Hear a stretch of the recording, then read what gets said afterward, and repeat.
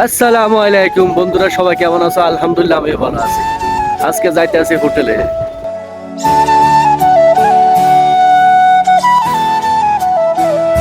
এখন রুম থেকে বাইরে এলাম দুপুর 12:45 বাজে। আজকে খানা ফাঁকাই নেই, আজকে হোটেলে খাবো, এই জন্য রুম থেকে বের হইলাম হোটেলে যাইতে আছি। দেখি কি পাওয়া যায়। খেপসা খাবো আজকে, তো ভাত ফাঁকা নেই, তো এই কারণে আজকে হোটেলে যাইতে আছি খেপসা খাওয়ার জন্য। তাই দেখি কি অবস্থা।